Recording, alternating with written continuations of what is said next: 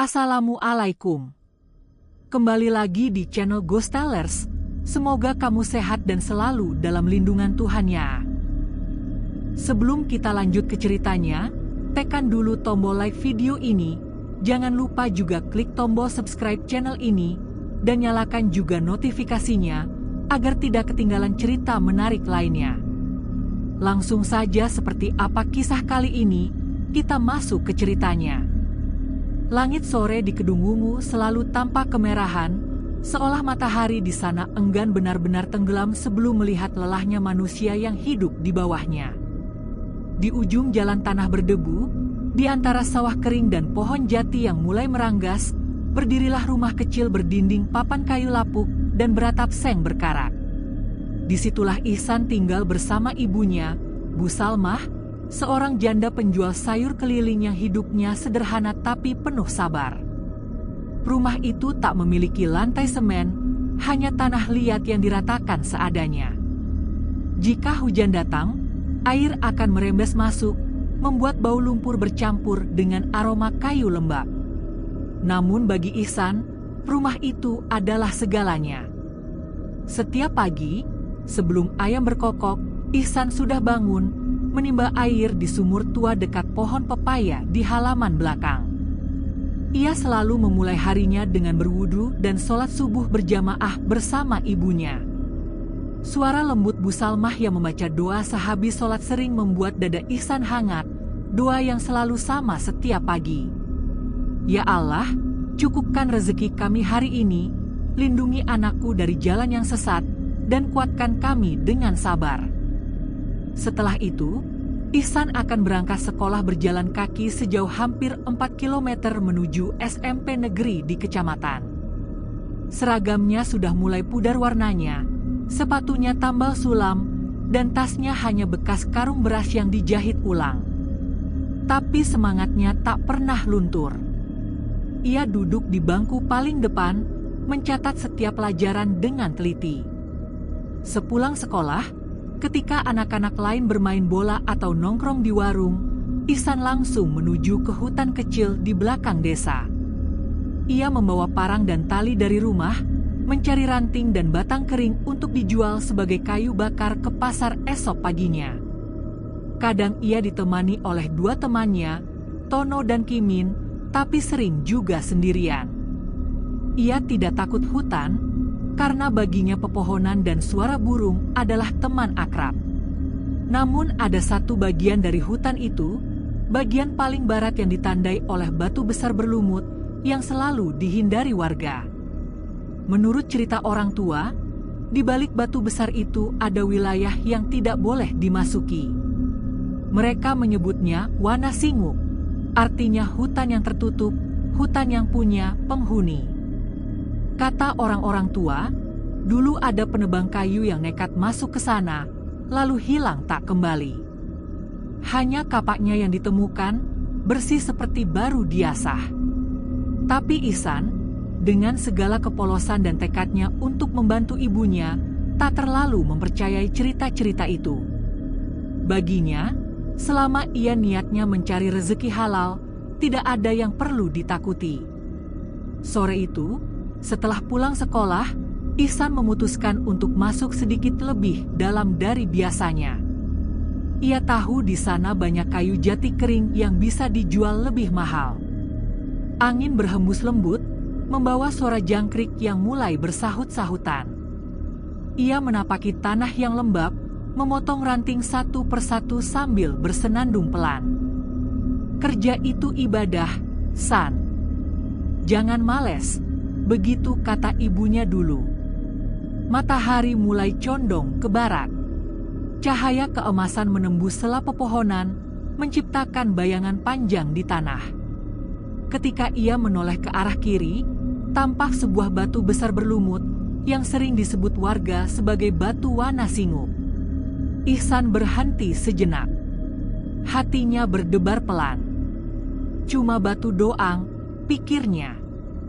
Tapi entah kenapa, di saat yang sama, ada bisikan halus di telinganya. Lewatlah sedikit lagi, di sana banyak kayu bagus. Suara itu begitu lembut, seperti bisikan hati sendiri. Tanpa berpikir panjang, Ihsan melangkah melewati batu itu. Langit seketika terasa berbeda.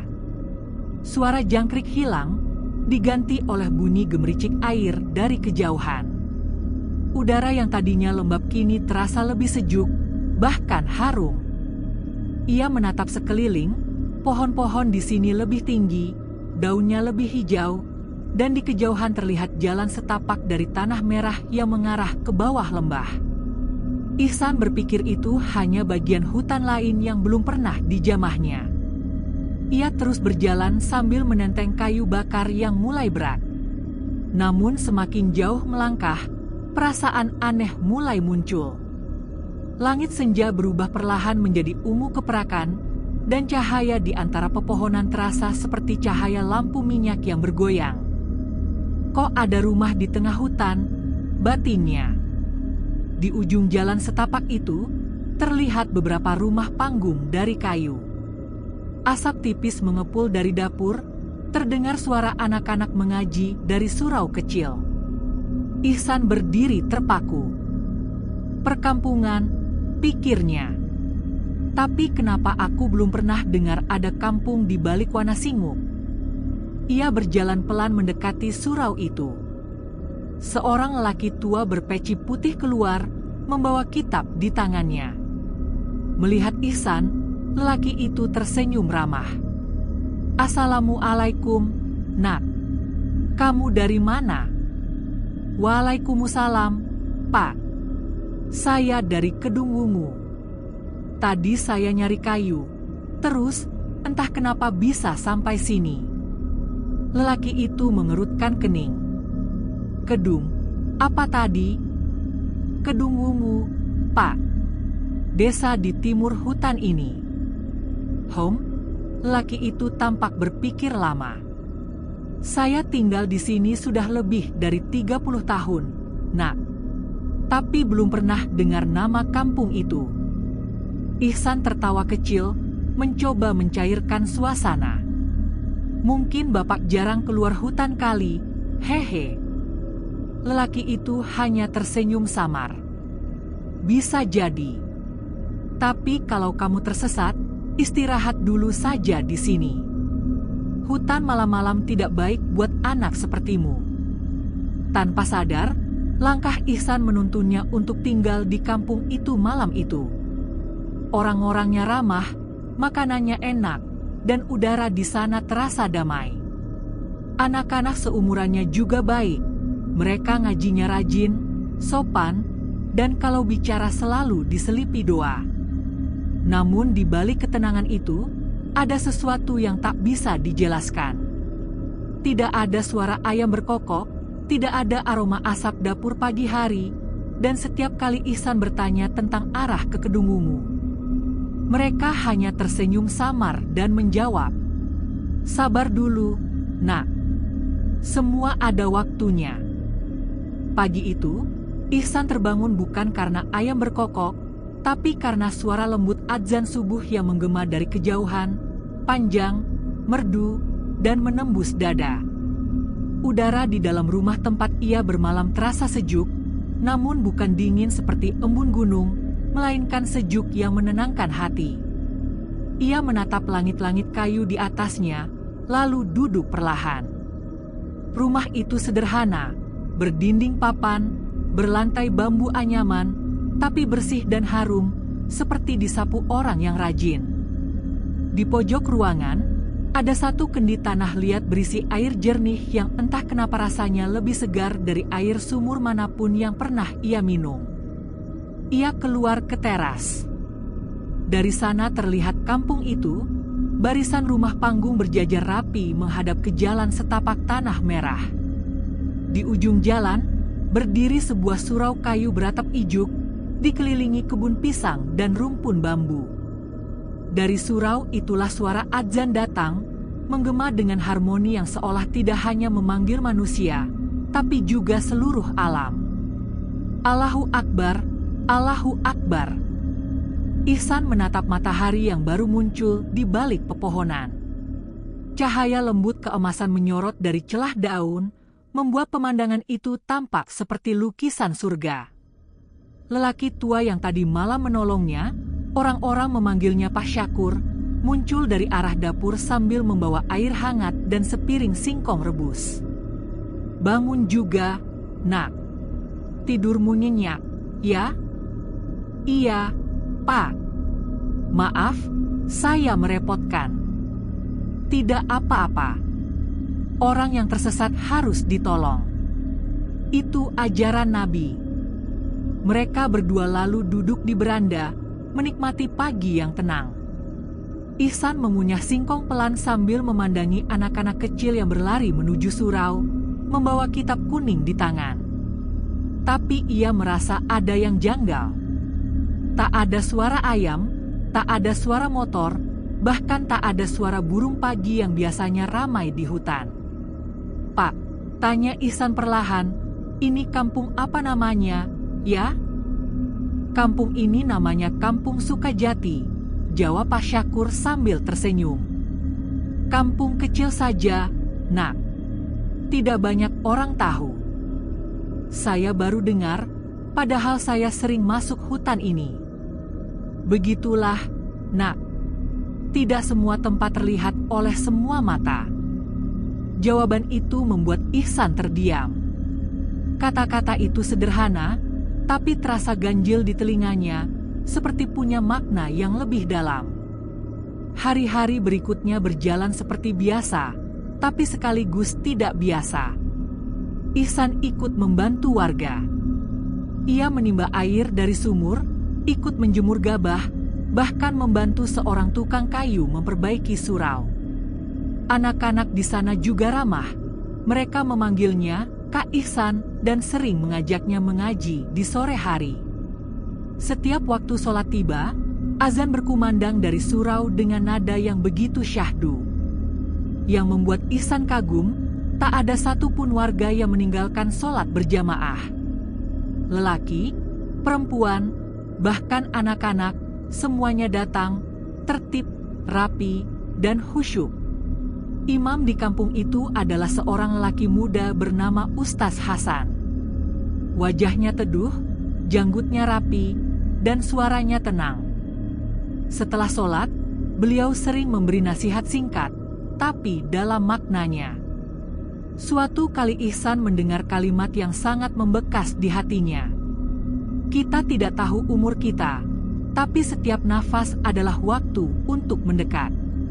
Dunia ini sementara, tapi kebaikan yang ikhlas akan kekal, bahkan setelah jasad menjadi tanah." Kata-kata itu membuat dada Ihsan bergetar. Ia merasa seolah semua keresahan hidupnya, tentang kemiskinan, tentang ibunya yang bekerja keras, perlahan mendapat arah. Ia mulai berpikir, mungkin Allah memang menuntunnya ke sini agar belajar sesuatu. Namun, ada hal-hal kecil yang lama-lama terasa aneh. Pertama, matahari di sana tak pernah benar-benar terik. Pagi terasa panjang, sore datang tiba-tiba, dan malamnya begitu hening tanpa suara jangkrik sedikit pun. Kedua, orang-orang di kampung itu tidak pernah membicarakan dunia luar. Tak ada yang menyebut nama kota, pasar, atau sekolah. Mereka hanya bicara tentang ibadah, amal, dan ketaatan. Dan ketiga, tidak ada yang pernah meninggalkan kampung itu. Setiap kali Ihsan bertanya arah pulang, mereka tersenyum lembut. "Belum waktunya kamu pulang, Nak," kata Ustaz Hasan suatu sore. "Tapi ibu saya pasti khawatir. Jika kau yakin pada Allah, percayalah, keluargamu dalam penjagaannya. Kau di sini bukan karena kebetulan." Malamnya, Ihsan tak bisa tidur.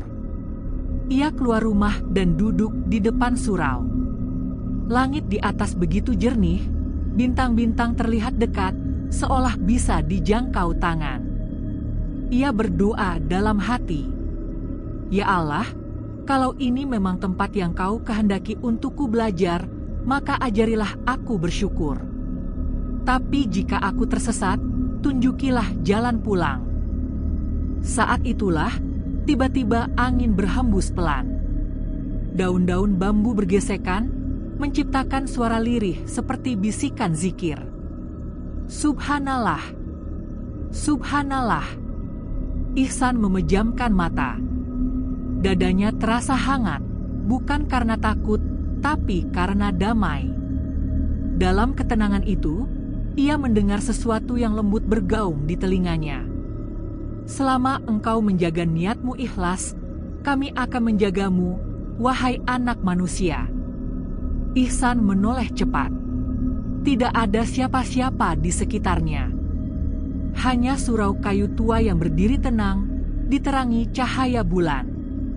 Pagi berikutnya, semua berjalan normal kembali.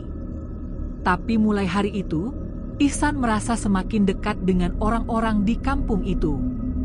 Ia mulai mondok di surau, ikut mengaji setiap malam, dan membantu Ustaz Hasan membangun masjid besar di tengah kampung, masjid yang katanya sudah lama ingin mereka dirikan. Namun dalam hati kecilnya, ia mulai bertanya-tanya, siapa sebenarnya orang-orang ini? Kenapa aku tidak pernah merasa lapar di sini? Dan kenapa tak seorang pun mengenal kedungumu? Dan pada suatu hari, hari yang akan menjadi awal dari segala rahasia, Ihsan melihat sesuatu di kejauhan. Bayangan seseorang di pinggir kampung berjalan tanpa menapak tanah. Sore itu, langit di kampung Sukajati tampak aneh. Awan berwarna keemasan menggantung rendah, dan udara terasa lebih sunyi dari biasanya. Anak-anak yang biasanya berlari-larian di jalan tanah sudah tidak terlihat. Hanya suara gamelan lembut dari kejauhan, entah dari mana asalnya. Ihsan baru saja selesai membantu Ustaz Hasan menata batu-batu di halaman masjid yang sedang dibangun. Keringatnya menetes, tapi tubuhnya terasa ringan, seperti tak pernah kelelahan. Ia berdiri sejenak di tepi jalan setapak, memandangi pepohonan di pinggiran kampung. Di sanalah ia melihatnya, bayangan hitam berjalan perlahan di antara rumpun bambu. Bayangan itu seperti manusia, tapi tidak menyentuh tanah. Kakinya melayang sedikit, seolah berjalan di udara.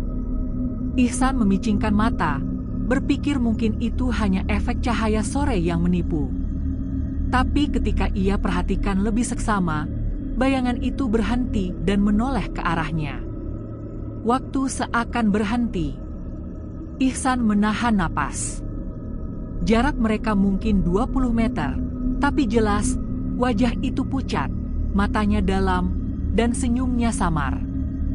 Bukan senyum manusia biasa. Senyum yang membuat bulu kuduknya berdiri. Ia mundur selangkah, tapi tiba-tiba suara lembut memecah keheningan. Jangan takut. Suara itu seperti bergema langsung di dalam kepalanya, bukan dari udara. Ihsan menoleh cepat, tapi bayangan itu telah hilang, lenyap begitu saja di antara pohon bambu. Malam itu, ia tidak bisa tidur. Angin berhembus pelan dari jendela surau tempat ia mondok. Lampu minyak bergoyang lembut, menciptakan bayangan di dinding. Setiap kali ia memejamkan mata, wajah pucat itu muncul lagi dengan mata yang menatap tanpa berkedip. Ia akhirnya bangkit, mengambil wudhu, dan menunaikan sholat 2 rakaat. Setelahnya, ia duduk bersila, memejamkan mata, berzikir pelan. Subhanallah, Alhamdulillah, La ilaha illallah, Allahu Akbar. Perlahan, ketakutannya surut. Ia merasa hangat di dadanya, seperti ada cahaya halus mengelilingi dirinya. Saat itulah, suara langkah terdengar di luar surau. Langkah-langkah lembut, tidak terburu-buru. Ihsan berdiri dan membuka pintu. Di luar berdiri Ustaz Hasan, tersenyum tipis sambil membawa lampu minyak. Kau belum tidur, Ihsan? Belum, Ustaz. Saya melihat sesuatu di pinggir kampung tadi sore. Sesuatu? Bayangan, Ustaz. Jalannya tidak menapak tanah. Ustaz Hasan tidak tampak terkejut. Ia hanya mengangguk pelan, lalu meletakkan lampu di dekat pintu. Kau melihat apa yang memang harus kau lihat, Nak. Tidak semua penghuni kampung ini berasal dari dunia yang sama denganmu. Ihsan terpaku. Suara jangkrik lenyap, seolah seluruh alam menunggu penjelasan itu. Maksud Ustaz, kampung ini adalah tempat singgah bagi mereka yang beriman tapi bukan dari golongan manusia. Mereka juga beribadah, mereka juga tunduk pada Allah. Mungkin kau menyebut mereka jin muslim. Kata itu membuat jantung Ihsan berdetak keras. Ia melangkah mundur tanpa sadar. Jadi, selama ini, saya hidup di antara mereka. Iya, Nak. Tapi tenanglah. Mereka tidak jahat. Mereka bahkan bersyukur karena kau datang ke sini dengan niat yang bersih. Allah menuntunmu ke tempat ini bukan untuk menakutimu, tapi untuk menunjukkan bahwa ciptaannya lebih luas dari yang kau kira. Malam itu menjadi malam pertama Ihsan benar-benar memahami di mana ia berada. Rasa takutnya perlahan berganti dengan rasa takjub. Ia teringat perkataan ibunya dulu. Kalau kamu tersesat di hutan, jangan teriak-teriak, jangan sombong. Ucapkan salam, karena bisa jadi kamu tidak sendiri. Kini kalimat itu terasa nyata. Ia benar-benar tidak sendiri. Beberapa hari berikutnya, Ihsan mulai memperhatikan hal-hal yang dulu tidak disadarinya. Ketika sholat berjamaah di surau, terkadang ada barisan jamaah yang lebih panjang dari jumlah warga kampung. Kadang ada suara takbir yang menggema dari luar, padahal tak ada siapapun di sana. Dan setiap kali ia membaca Al-Quran, angin selalu berhembus lembut dari arah yang sama, membawa aroma seperti bunga kenanga dan tanah basah setelah hujan. Suatu malam, setelah sholat Isya, Ustaz Hasan memanggilnya ke dalam surau. Ihsan, besok pagi kita mulai membangun menara masjid. Aku ingin kau ikut, karena tanganmu sudah terbiasa dengan kayu. Siap, Ustaz. Ingat, sebelum mulai, kita niatkan untuk Allah. Jangan ada sedikit pun keinginan dunia di dalamnya. Karena masjid ini bukan hanya untuk kami, tapi juga untuk mereka yang tak terlihat. Kata-kata itu menggema lama di hati Ihsan. Ia merasa kecil sekali, hanya seorang anak miskin dari Kedung Wungu, tapi diberi kehormatan untuk membantu membangun rumah Allah bagi makhluk yang bahkan tak bisa dilihat manusia biasa. Malamnya, Ihsan duduk sendirian di bawah pohon mangga dekat surau. Ia menatap langit yang penuh bintang, memikirkan betapa luasnya ciptaan Allah. Dalam hati, ia berbisik lirih. Ya Allah, aku tak tahu mengapa kau pilih aku untuk melihat semua ini. Tapi kalau ini jalan yang kau kehendaki, maka ajarilah aku ikhlas menjalaninya. Tiba-tiba, hembusan angin datang lagi, membawa suara seperti zikir yang lembut. Astagfirullah. Astagfirullah. Ihsan memejamkan mata, dan untuk pertama kalinya sejak ia tersesat, ia tidak takut lagi. Ia tahu kini, ia sedang berada di tempat yang bukan kebetulan. Dan esok hari, ketika pembangunan menara masjid dimulai, sesuatu yang lebih besar akan menyingkapkan dirinya, sesuatu yang akan mengubah cara Ihsan memandang dunia, hidup, dan keimanan untuk selamanya. Pagi itu, udara di kampung Sukajati terasa berbeda. Embun menggantung lebih lama dari biasanya, dan sinar matahari yang menembus pepohonan seperti berwarna keemasan lembut. Di tanah lapang dekat surau, puluhan warga sudah berkumpul. Beberapa membawa cangkul, beberapa membawa kayu panjang, dan sebagian lainnya menyiapkan adukan tanah liat untuk fondasi. Masjid yang sedang mereka bangun berdiri di tengah kampung, megah tapi sederhana. Tiangnya dari kayu nangka, atapnya dari ijuk, dan lantainya masih berupa tanah liat yang rata. Ustaz Hasan berdiri di depan semua orang sambil membawa selembar papan bertuliskan kaligrafi Bismillah. Wajahnya berseri-seri pagi itu. Hari ini kita mulai menegakkan menara, tempat adzan akan dikumandangkan agar terdengar ke seluruh kampung, baik yang tampak maupun yang tak tampak. Semua warga mengangguk dan serentak membaca basmalah. Ihsan ikut di antara mereka, tangannya memegang palu kayu, hatinya bergetar oleh semangat yang sulit dijelaskan. Ketika mereka mulai bekerja, sesuatu terasa ganjil namun indah. Setiap kali mereka mengangkat kayu, beban terasa lebih ringan dari seharusnya. Ihsan yang sudah terbiasa memanggul kayu bakar merasa heran. Kayu seberat itu seharusnya menekan bahu, tapi kali ini seperti ditopang oleh tangan-tangan yang tak terlihat. Ia menatap Ustaz Hasan yang sedang membaca doa sambil tersenyum kecil. "Jangan heran, nak," katanya pelan. "Kalau pekerjaan diniatkan karena Allah, maka semua makhluk yang beriman akan membantu, bahkan yang tidak tampak oleh mata manusia." Ihsan mengangguk, tapi dalam hati bulu kuduknya berdiri. Ia menoleh sekilas, dan benar, di antara celah sinar matahari, terlihat bayangan samar-samar seperti sosok-sosok berjubah putih yang ikut mengangkat balok kayu. Langkah mereka tidak menimbulkan debu, tapi setiap kali mereka lewat, udara menjadi sejuk dan harum seperti bunga kenanga. Siang menjelang. Semua berhenti sejenak untuk istirahat. Ihsan duduk di bawah pohon nangka besar, memandangi masjid yang perlahan berdiri kokoh. Sementara warga lain makan dan bercanda, ia justru diam, menyendiri, memikirkan hal-hal yang kini mulai berubah dalam dirinya. Ia bukan lagi sekadar anak miskin dari kedung ungu. Ia kini merasa menjadi bagian dari sesuatu yang lebih besar, sesuatu yang tak bisa dilihat, tapi bisa dirasakan dalam hati. Ia mulai memahami makna dari kalimat Ustaz Hasan tempo hari. Tempat ini tidak semua orang bisa temukan, karena Allah hanya memperlihatkannya kepada mereka yang siap belajar dengan hati. Sore hari, setelah pekerjaan selesai, semua warga berkumpul di surau untuk sholat berjamaah.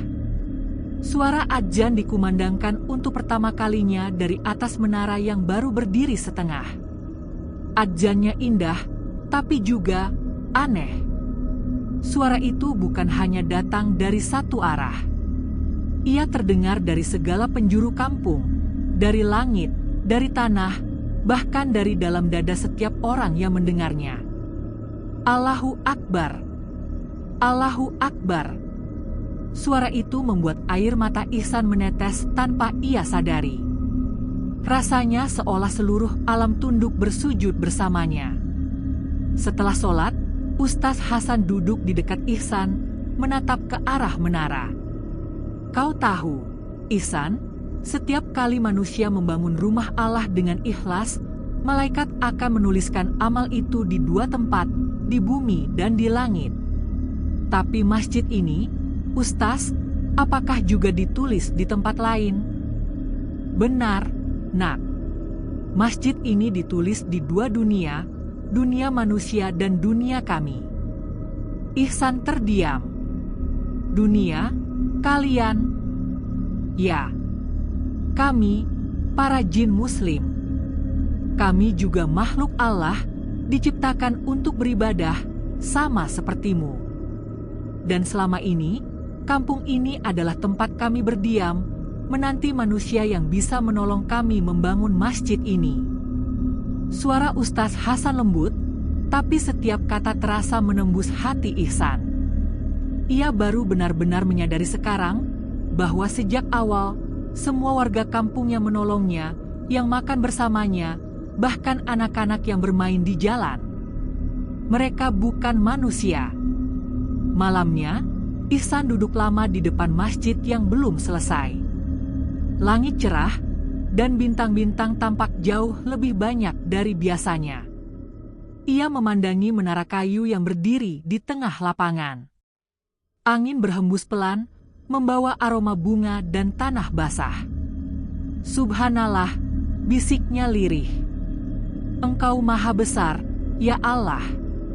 Aku yang hina ini Engkau izinkan menjadi bagian dari sesuatu yang tak pernah bisa kubayangkan. Tiba-tiba, dari arah surau, muncul sosok perempuan berjilbab putih. Wajahnya bercahaya lembut, matanya teduh, dan langkahnya tidak menimbulkan suara. Ia tersenyum pada Ihsan. Assalamualaikum, Ihsan. Waalaikumsalam. Siapa, ya? Aku, bagian dari mereka yang menjaga tempat ini. Kau tak perlu tahu namaku. Tapi ketahuilah, Allah memilihmu bukan karena kuat atau pandai, tapi karena hatimu bersih. Ihsan tercekat. Sosok itu perlahan menunduk dan melanjutkan. Suatu saat nanti, ketika masjid ini selesai, kau akan dipanggil pulang. Tapi sebelum itu, kau harus belajar satu hal penting tentang makna sabar dan keikhlasan. Karena itulah bekalmu menghadapi dunia manusia. Dan seperti kabut disapu angin, perempuan itu menghilang begitu saja. Tinggal aroma melati menggantung di udara. Sejak malam itu, Ihsan tidak lagi takut pada apapun di kampung itu. Ia semakin tekun membantu membangun masjid, dan setiap kali memukul paku, ia berzikir dalam hati. Ia merasa semua langkahnya kini berarti. Tapi jauh di dalam dirinya, mulai tumbuh satu pertanyaan yang perlahan mengganggu.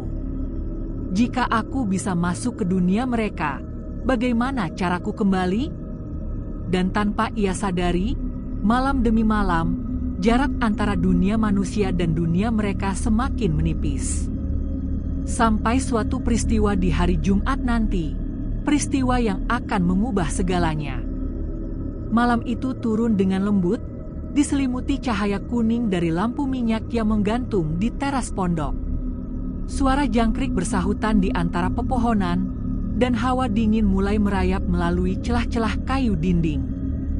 Ihsan duduk bersila di atas tikar pandan, menatap mushaf kecil yang diberikan oleh seorang lelaki tua berjanggut putih bernama Kiai Abdul Malik, sosok yang pertama kali menyambutnya ketika dia ditemukan di hutan oleh warga kampung misterius itu. Pondok tempat Ihsan tinggal tidak besar, tapi tertata rapi. Di sana ada sekitar 20 santri, semuanya berpakaian sederhana, tapi wajah mereka teduh, matanya bersinar tenang. Mereka tidak banyak bicara kecuali saat membaca ayat suci atau berzikir bersama. Ada sesuatu yang berbeda dari suasana tempat itu, ketenangan yang terasa sangat dalam, tapi sekaligus ada rasa yang sulit dijelaskan seperti bukan dunia yang sama. Hari-hari pertama Ihsan di kampung itu dipenuhi rasa bingung. Nama kampung ini apa, Pak? Tanya Ihsan suatu sore pada Kiai Abdul Malik. Kiai hanya tersenyum lembut. Nak, kampung ini tidak punya nama seperti yang kaumu beri pada tempat tinggal kalian. Kami hanya menyebutnya Perkampungan Cahaya. Ihsan mengerutkan kening. Kalau boleh tahu, di peta itu di mana posisinya? Pertanyaan itu dijawab dengan tawa kecil dari beberapa santri yang sedang menumbuk padi di belakang pondok. Salah satu dari mereka berkata, "Tidak ada peta yang bisa menunjukkan jalan ke sini, San. Kau datang karena diizinkan." "Diizinkan oleh siapa?" "Yang Maha Kuasa," jawab mereka serentak. Senyum mereka tak berubah tapi tatapan mata mereka seperti menembus jauh ke dalam jiwa Ihsan. Malam-malam berikutnya, Ihsan ikut mengaji bersama para santri. Setiap kali mereka membaca Al-Quran, udara di sekeliling terasa lain, ringan, bersih, seolah setiap huruf yang keluar membawa cahaya. Kadang Ihsan merasakan bulu kuduknya berdiri saat mereka bersyalawat. Suaranya merdu, tapi seperti bergema jauh sampai langit. Suatu malam setelah pengajian, Ihsan memberanikan diri bertanya kepada Kiai Abdul Malik, "Kiai, Tempat ini, apakah kampung jin? Pertanyaan itu membuat beberapa santri terdiam. Tapi sang kiai tidak marah. Ia menatap Ihsan lama, lalu menjawab perlahan, "Nak Ihsan, manusia dan jin diciptakan untuk beribadah kepada Allah. Mereka juga punya yang beriman dan yang kafir. Tempat ini adalah salah satu titik di mana makhluk dari dua alam bisa bersujud bersama dengan izinnya." Ihsan menelan ludah. Ia tidak tahu harus takut atau kagum. Tapi dalam hatinya, ada ketenangan yang tak pernah ia rasakan sebelumnya. Berarti mereka semua ini bukan manusia? Kiai tersenyum, "Kau tak perlu tahu mana yang manusia dan mana yang tidak. Yang penting, mereka semua saudaramu dalam iman." Hari-hari berlalu, dan Ihsan mulai terbiasa dengan kehidupan di pondok itu. Ia ikut membantu membangun sebuah masjid baru yang konon sudah lama direncanakan oleh warga kampung. Masjid itu terbuat dari kayu jati tua, dan arsitekturnya indah, tak ada paku, hanya sambungan kayu yang disusun dengan presisi. Yang aneh, meski mereka bekerja dari pagi sampai malam, Ihsan tidak pernah merasa lelah.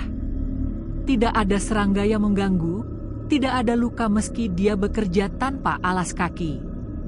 Bahkan makanan mereka terasa lebih nikmat daripada apapun yang pernah ia makan di dunia nyata. Nasi putih panas, sambal terasi, sayur daun kelor, dan air bening yang terasa sejuk luar biasa. Namun, setiap kali malam datang, ada perasaan aneh di dadanya. Ia mulai bermimpi. Selalu mimpi yang sama. Ia melihat ibunya duduk di beranda rumah kayu mereka di Kedung Wungu, menatap jalan setapak sambil memanggil namanya dengan suara serak. "Ihsan pulang, nak. Ibu nunggu di sini."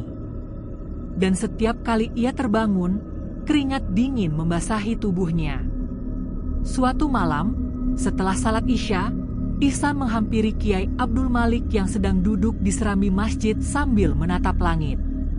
"Kiai, saya bermimpi tentang ibu saya lagi. Saya ingin pulang."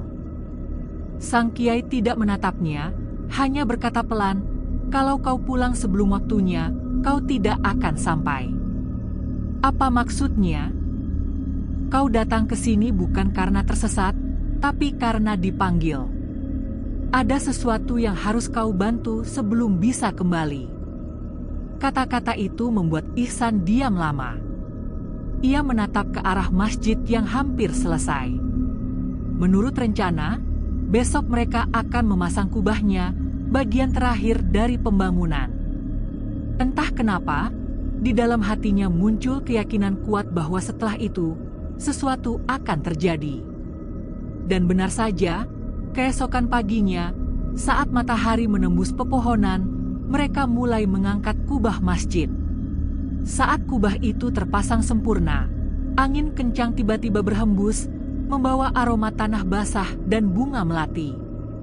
Suara lantunan takbir menggema, tapi suara itu begitu dalam, seperti datang dari segala arah, dari langit, dari tanah, bahkan dari dalam hati Ihsan sendiri. Lalu semuanya gelap. Ketika Ihsan membuka mata, ia mendapati dirinya terbaring di tepi hutan. Pakaian compang-camping, tubuhnya kotor penuh debu. Di sekelilingnya, beberapa warga Kedung Wungu berdiri menatapnya dengan mata terbelalak. "Ihsan, astagfirullah. Ihsan hidup. Sudah 3 bulan kamu hilang, nak." Ihsan terdiam. Ia menatap ke arah hutan tempat ia tersesat. Dari kejauhan, seolah ia melihat seberkas cahaya putih yang perlahan memudar. Dan entah kenapa, di telinganya masih terdengar gema suara lembut Kiai Abdul Malik. "Kau sudah membantu membangun rumah Allah di tempat yang tak terlihat manusia.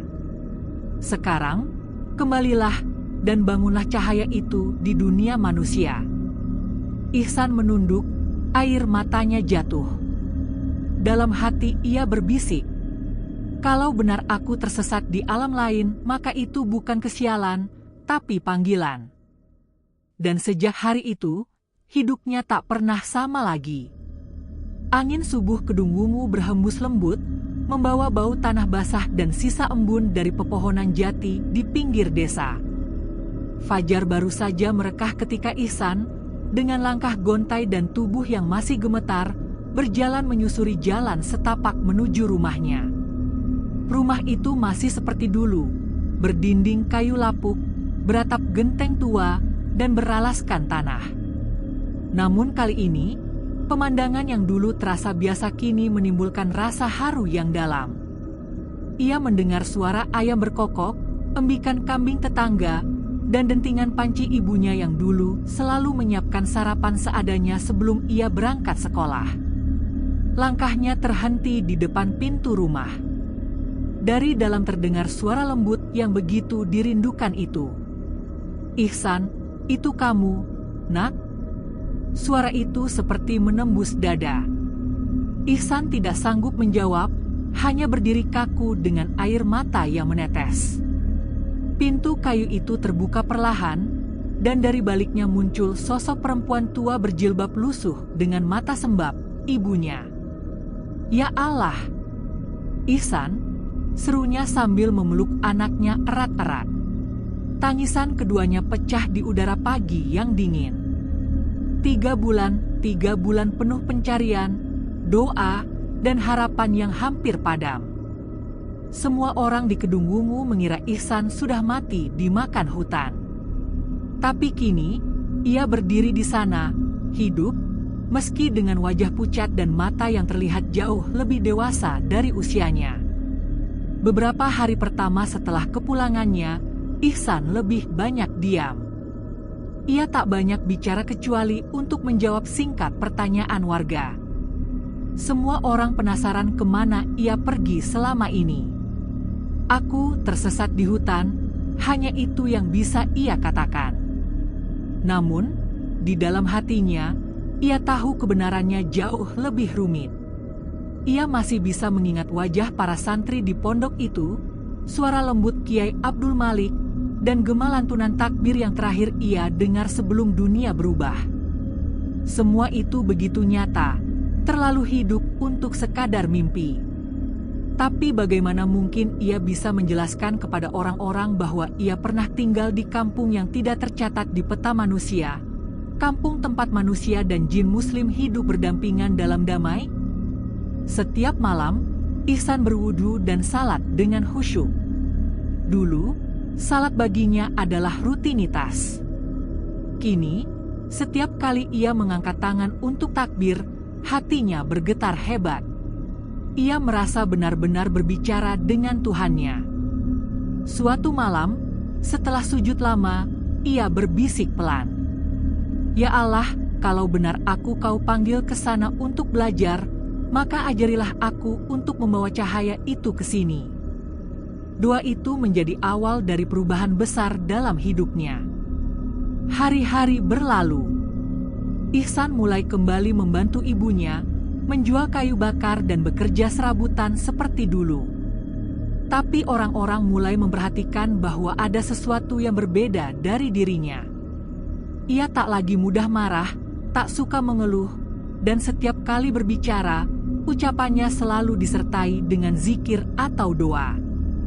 Suatu sore, saat ia duduk di surau kecil desa, Pak Lurah datang menghampirinya. "Ihsan," katanya, "dulu sebelum kamu hilang, surau ini sudah hampir roboh. Sekarang kamu sudah pulang. Bagaimana kalau kita perbaiki bersama?" Ihsan menatap bangunan kecil itu, dindingnya retak, atapnya bocor, dan tikarnya sudah robek di sana-sini. Tapi entah kenapa, hatinya berdebar kencang. Surau itu mengingatkannya pada masjid kayu yang ia bantu bangun di perkampungan misterius itu. Ia menatap Pak Lurah, tersenyum lembut, dan berkata, "Boleh, Pak. Mungkin itu memang yang seharusnya saya lakukan." Sejak hari itu, Ihsan mulai memimpin perbaikan surau Kedung Wungu. ia mengajak para pemuda desa, dan meski awalnya banyak yang malas, entah mengapa mereka selalu merasa tenang dan ringan setiap kali bekerja bersamanya. "San, kamu nggak capek?" tanya salah satu temannya suatu sore. Ihsan tersenyum. "Capek, tapi senang. Karena kalau niatnya ibadah, capek pun jadi doa." Malam-malam di surau itu kini kembali hidup. Anak-anak kecil datang untuk mengaji, ibu-ibu berkumpul untuk tadarus, dan suara azan kembali menggema setiap waktu salat. Banyak warga yang berkata bahwa surau itu kini terasa bercahaya. Bahkan, ada seorang kakek yang berkata dengan lirih, "Entah kenapa, setiap malam aku mencium bau wangi melati dari surau. Mungkin malaikat sering lewat situ." Ihsan hanya tersenyum mendengar itu. Dalam hatinya, ia tahu itu bukan sekadar wangi bunga.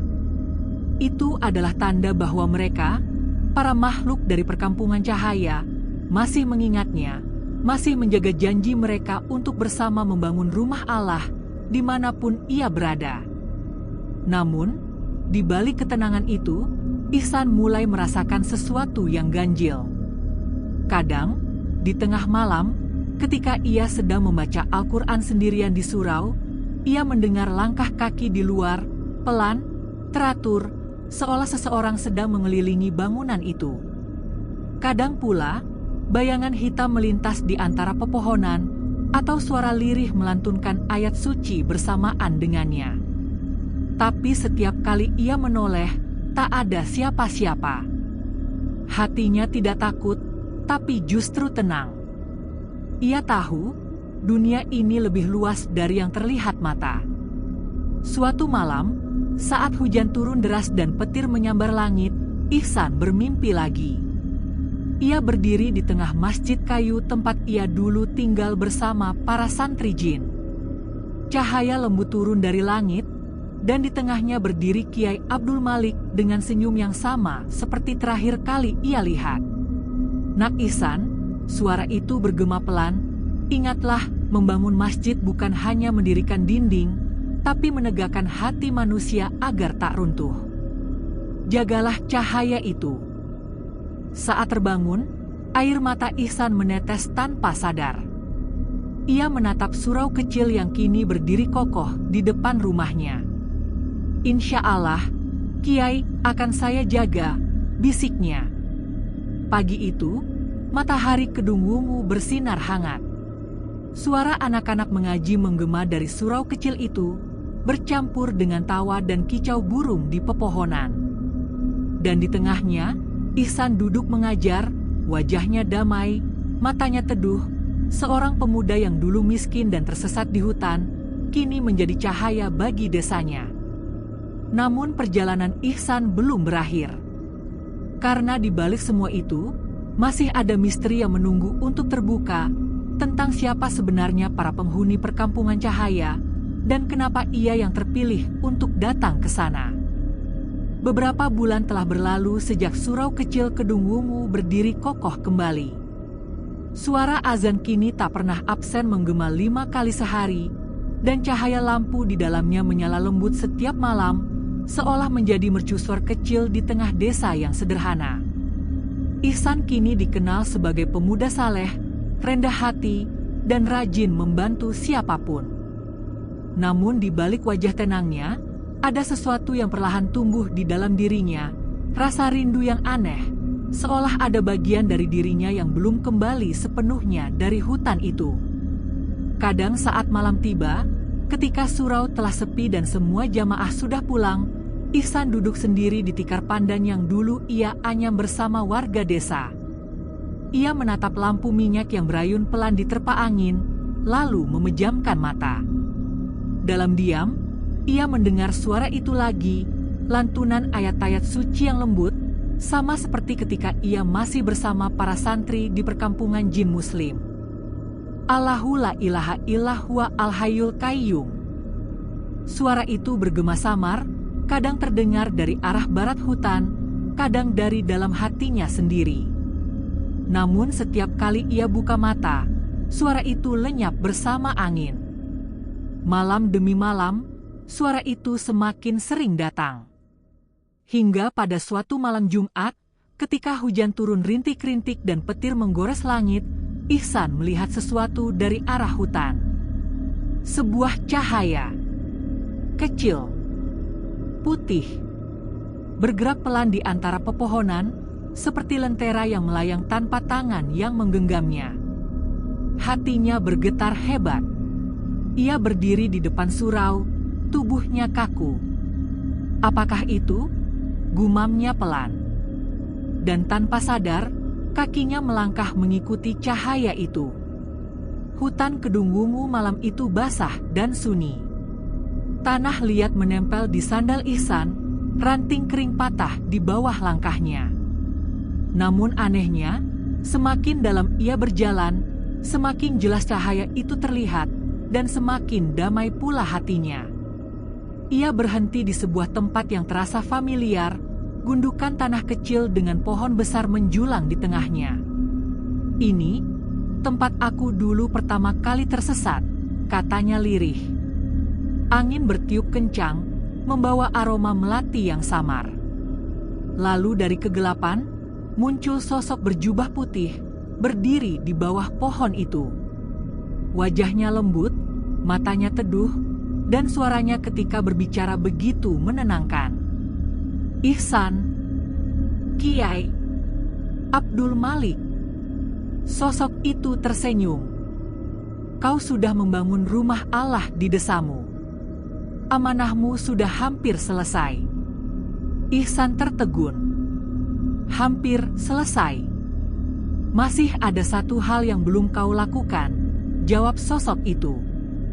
Masjid yang kau bangun di dunia kami dulu belum sepenuhnya selesai. Ada satu dinding yang tak bisa kami tegakkan tanpa manusia. Tanpa manusia. Ya, karena dinding itu bukan batu atau kayu, tapi niat. Cahaya di sekitar mereka semakin terang. Hujan berhenti.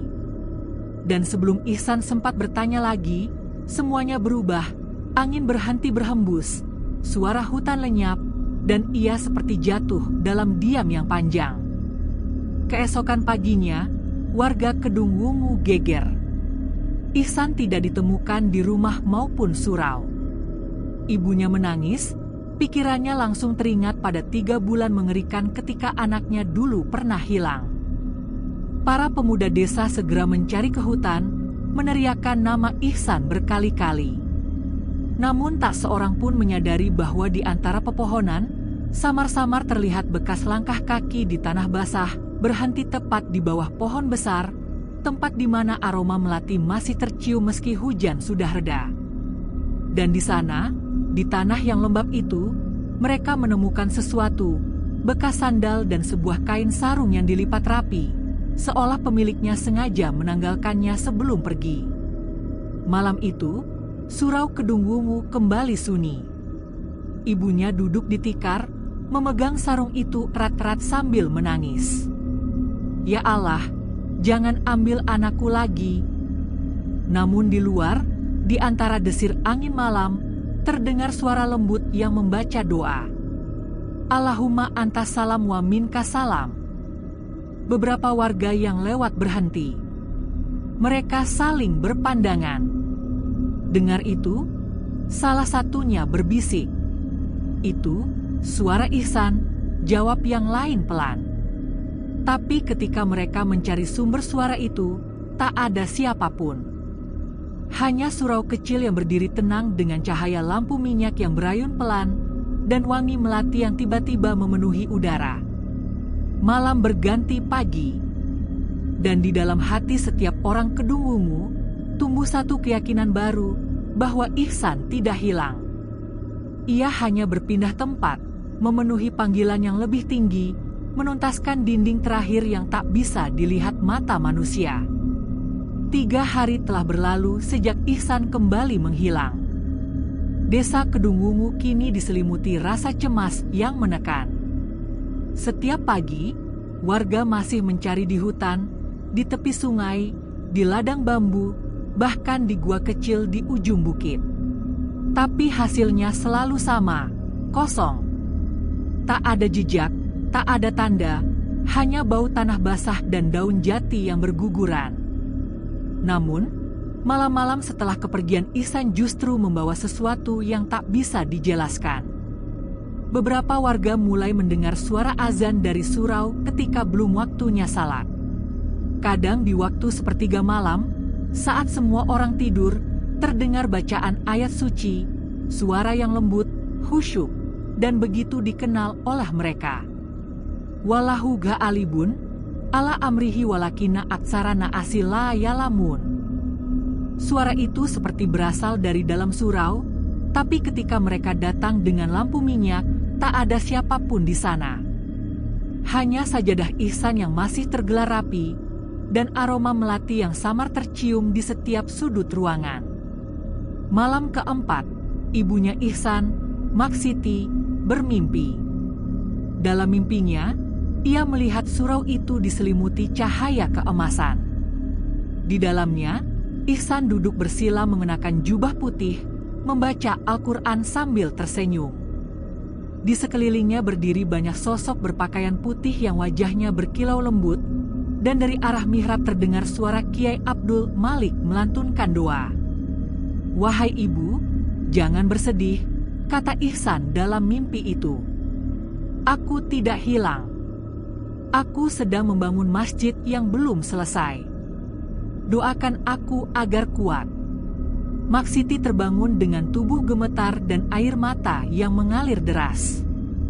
Ia langsung bersujud di tikar tanah, berbisik lirih, "Ya Allah, kalau benar anakku kau panggil untuk tugas suci, maka jagalah dia. Aku ridha, asal ia dalam rahmat MU." Sejak saat itu, setiap malam, Maksiti menyalakan lampu kecil di depan surau. Ia percaya itu cara paling baik untuk menyambut anaknya, entah dari dunia ini atau dunia yang lain. Hari demi hari, suasana di Kedung Wungu mulai berubah. Warga yang dulu takut melewati surau di malam hari kini justru datang untuk berzikir. Beberapa bahkan mengaku mengalami mimpi serupa, bertemu Ihsan dalam cahaya. "Aku lihat dia tersenyum," kata Pak Lurah pada suatu malam. Katanya, masjid di tempatnya sudah hampir selesai. Tapi katanya juga, ada satu batu niat yang harus dipasang oleh manusia. Mendengar itu, semua terdiam. Mereka tak sepenuhnya mengerti apa maksudnya, tapi entah kenapa, setiap orang merasa terpanggil untuk datang ke surau dan ikut berdoa di sana. Malam-malam di Kedung Wungu kini menjadi penuh zikir. Anak-anak membaca surat pendek, para ibu bertadarus, dan para bapak memperbaiki pagar surau yang mulai lapuk. Semakin lama, surau itu seperti memancarkan ketenangan yang aneh, damai tapi suci, tenang tapi membuat bulu kuduk berdiri. Suatu sore, seorang tamu datang dari luar desa. Ia mengenakan sorban putih dan berjalan dengan tongkat kayu. Namanya Kiai Hamdani, seorang ulama sepuh dari pesantren di desa seberang. "Siapa yang bernama Ihsan?" tanyanya saat duduk di serambi surau. Maksiti menatapnya dengan mata berkaca. "Itu anak saya, Kiai. Tapi dia sudah hilang." Kiai Hamdani terdiam lama. Ia memejamkan mata, membaca doa dalam hati. Setelah beberapa saat, ia berkata dengan suara berat namun lembut, "Aku mengenal seorang guru bernama Abdul Malik puluhan tahun lalu. Beliau bukan manusia seperti kita. Beliau penjaga tempat yang disebut Darul Nur, kampung bagi makhluk Allah yang beriman dari golongan lain. Jika anakmu pernah bertemu beliau, berarti Allah telah memilihnya untuk menyentuh dunia yang tidak banyak diketahui manusia." Suasana di surau menjadi hening. Hanya suara jangkrik yang terdengar. Maksiti menatap Kiai itu dengan wajah penuh tanya. "Apakah anak saya masih hidup, Kiai?" Kiai Hamdani tersenyum tipis. Dia hidup, tapi tidak di dunia yang sama. Ia sedang menuntaskan amanahnya. Malam itu, Kiai Hamdani meminta semua warga berkumpul di surau. Ia mengajak mereka membaca surah Al-Kahfi bersama, surah yang berbicara tentang orang-orang beriman yang disembunyikan Allah di tempat lain sebagai tanda rahmat dan ujian. Ketika bacaan mencapai ayat ke-10, angin tiba-tiba berembus kencang dan lampu minyak bergetar hebat. Dari arah mihrab, terdengar suara Ihsan, jelas, tegas, tapi tak terlihat wujudnya. Jangan takut, teruskan membangun. Cahaya itu akan menyatu di antara kita. Beberapa orang terpekik pelan, tapi Kiai Hamdani menenangkan mereka. Diamlah, jangan takut. Itu bukan gangguan. Itu salam. Air mata Maksiti mengalir lagi.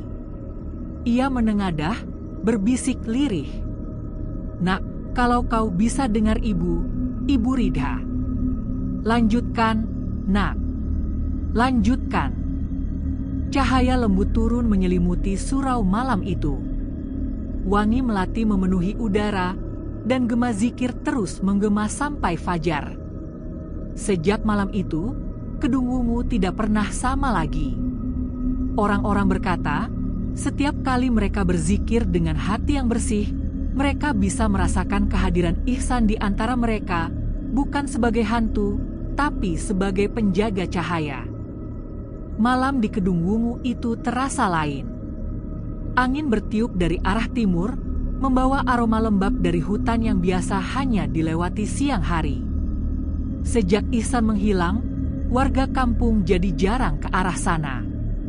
Bahkan suara serangga malam pun seperti berkurang, seolah makhluk hutan pun enggan berbicara. Namun di sisi lain alam, Ihsan masih berada di perkampungan misterius itu. Waktu di sana berjalan tak seperti biasa. Malam dan siang kadang terasa lebih panjang, kadang sekejap saja berlalu.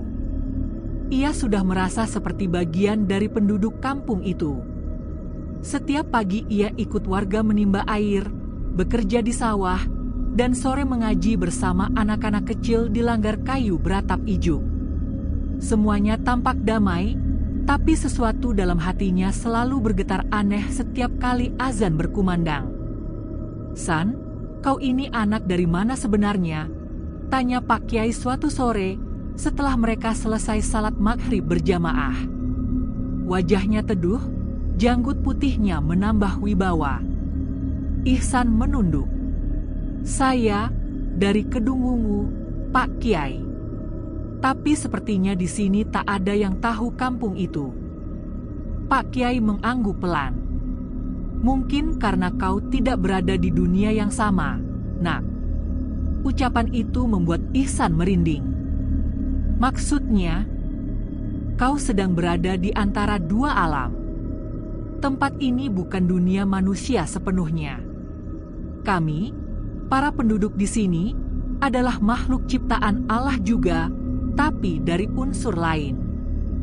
Ihsan membisu.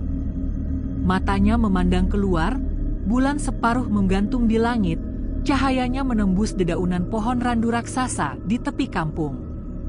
Sejak pertama kali melihatnya, pohon itu terasa hidup.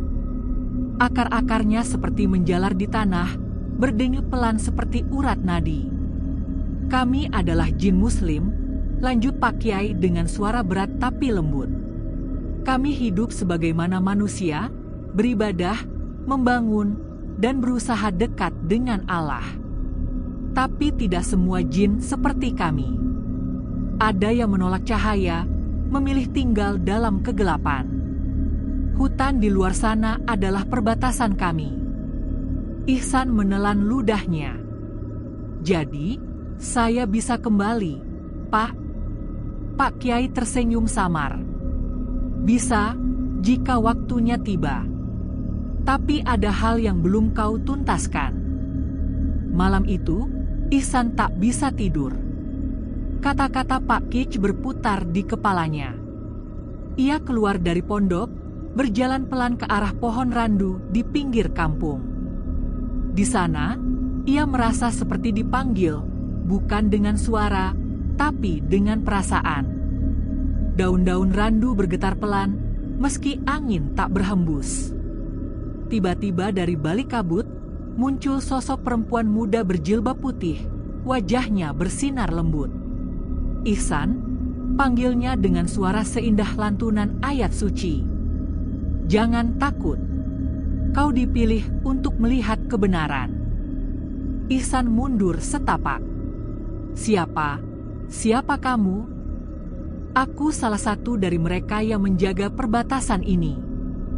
Kau masuk ke wilayah kami tanpa sengaja, tapi bukan tanpa tujuan. Allah ingin mengajarkanmu tentang makna kesesatan yang sejati." Ihsan menatap takjub, tapi juga takut. "Maksudnya?" "Banyak manusia yang tersesat bahkan tanpa meninggalkan kampungnya. Mereka jauh dari sholat, lalai dari zikir, dan hatinya gelap walau rumahnya terang. Tapi kau, yang tersesat ke dunia kami, justru dibimbing untuk melihat kembali cahayanya." Air mata Ihsan menetes. Ia merasa seakan seluruh beban hidupnya, kemiskinan, rasa putus asa, kesepian, terangkat.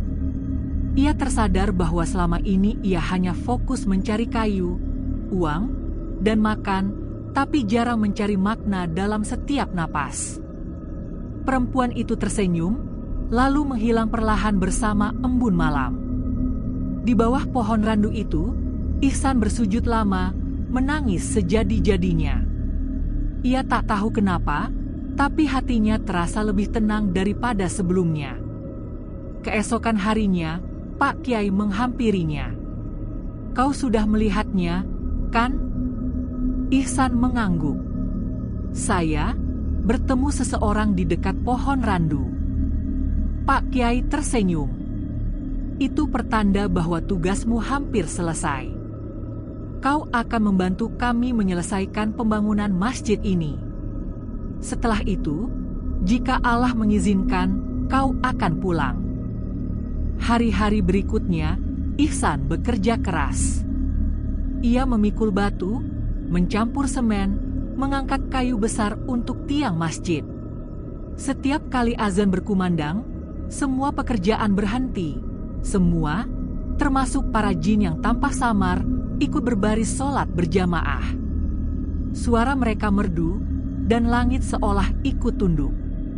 Dalam diam, Ihsan mulai memahami satu hal besar, bahwa dunia ini luas, dan kekuasaan Allah meliputi segala yang terlihat maupun tidak terlihat. Dan di tengah kehidupan yang fana, yang paling nyata adalah iman. Tapi di balik ketenangan itu, masih ada sesuatu yang belum ia sadari, bahwa di dunia manusia, waktu tak menunggu siapapun. Ia sudah dinyatakan hilang selama berbulan-bulan. Dan ketika waktunya tiba untuk kembali, batas antara dua alam itu tak akan semudah yang ia kira. Langit pagi itu tampak jernih, dan hawa sejuk mengalir di perkampungan misterius tempat Ihsan kini tinggal. Suara ketukan palu bergema dari segala arah. Warga, baik manusia maupun jin muslim yang menyerupai manusia, bahu-membahu menyelesaikan pembangunan masjid. Masjid itu indah, sederhana namun penuh cahaya. Dindingnya dari batu putih yang memantulkan sinar matahari, sementara menaranya menjulang di antara pepohonan besar. Tak ada yang tahu dari mana bahan-bahan itu datang, karena setiap pagi selalu saja ada tumpukan batu baru di tepi sungai. Ihsan pernah menanyakan asal-usulnya, tapi para warga hanya menjawab, itu dari rezeki Allah yang diturunkan untuk rumahnya. Setiap sore, selepas bekerja, Ihsan duduk di serambi masjid sambil menatap lembah di bawah sana. Di kejauhan, ia bisa melihat kabut tebal yang memisahkan kampung itu dari hutan. Di sanalah, menurut Kiai, batas antara dunia jin dan manusia. Kadang, dari balik kabut itu, ia mendengar suara azan lain, jauh tapi jelas. Suara itu seperti panggilan yang tak bisa dijelaskan. Setiap kali terdengar, hatinya bergetar, seolah ada sesuatu di dunia luar yang merindukannya. Suatu malam, menjelang Isya, warga berkumpul di masjid yang baru saja selesai dibangun. Lampu-lampu belum terpasang, tapi cahaya lembut memancar dari dinding dan kubahnya. Tak ada sumber cahaya yang terlihat, tapi seluruh ruangan terang benderang. Ihsan memandang sekeliling dengan takjub. "Pak Kiai, kenapa masjid ini bercahaya?" Pak Kiai tersenyum. "Karena ia dibangun dengan keikhlasan, Nak. Cahaya itu bukan dari lampu, tapi dari keberkahan niat tulus setiap tangan yang bekerja di sini. Inilah nur Allah, cahaya yang menerangi tanpa minyak dan api."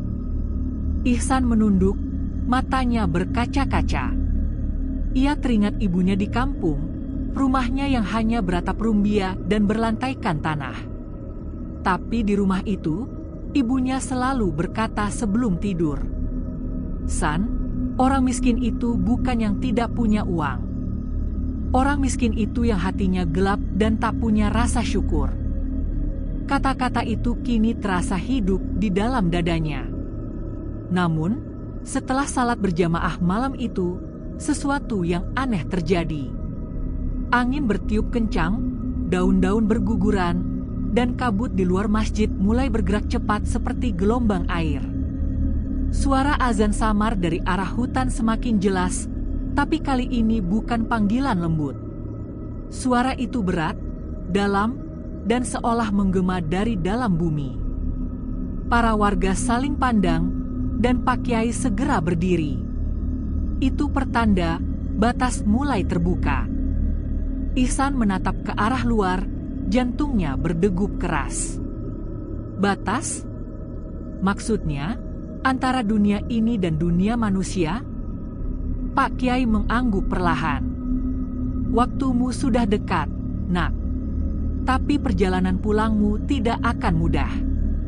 Ada yang menolak kau kembali." Seketika suasana menjadi tegang. Dari balik kabut, terdengar suara lolongan panjang, bukan seperti binatang, tapi seperti jeritan seseorang yang menahan amarah. Tanah bergetar pelan, dan sebagian warga yang tak kuat berdiri mulai bersujud, membaca ayat kursi dengan suara gemetar. "Pak Kiai, itu apa?" tanya Ihsan lirih. "Itu kaum jin kafir yang menguasai bagian hutan terlarang.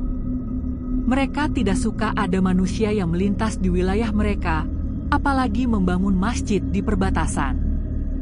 Kau harus kuat, Ihsan. Jangan takut. Allah bersama orang-orang yang berpegang padanya." Malam itu, Ihsan tak bisa tidur. Ia duduk di serambi masjid dengan Al-Quran kecil pemberian Pak Kiai di tangannya. Ia membaca surat Al-Jin, ayat demi ayat, suaranya bergetar namun tegas. "Dan sesungguhnya di antara kami ada yang muslim dan di antara kami ada pula yang zalim terhadap dirinya sendiri. Barang siapa yang berserah diri kepada Allah, maka sesungguhnya dia telah menempuh jalan yang lurus." Begitu ia selesai membaca, angin tiba-tiba berhenti. Alam menjadi sunyi. Dari arah pohon randu di tepi kampung, tampak cahaya putih kecil melayang perlahan, seperti bintang jatuh yang bergerak mendekat. Cahaya itu berhenti tepat di depan Ihsan. Dalam sinarnya, samar-samar tampak wajah perempuan berjilbab putih yang pernah ia lihat sebelumnya. Wajahnya lembut, tapi kini tampak lebih serius. "Ihsan," katanya dengan suara lembut, "besok malam kau akan pulang. Tapi ingat, kau harus melewati hutan itu sendirian. Kami hanya bisa mengantarmu sampai di batas. Setelah itu, hanya Allah yang bisa melindungimu." Ihsan menelan ludah. "Tapi, bagaimana kalau mereka menyerang saya?" Perempuan itu tersenyum samar. "Baca ayat kursi, dan jangan berhenti berzikir. Jika hatimu bersih, mereka tak akan mampu menyentuhmu." Setelah berkata demikian, cahaya itu perlahan memudar, menyatu dengan udara malam. Keesokan paginya, Ihsan merasa dadanya ringan tapi juga dipenuhi rasa cemas. Ia mengemasi beberapa barang yang diberikan warga kampung, sehelai sorban, sepotong roti kering, dan sebotol air dari mata air di bawah masjid. Pak Kiai menepuk pundaknya. "Ingat, nak, dunia manusia penuh cobaan.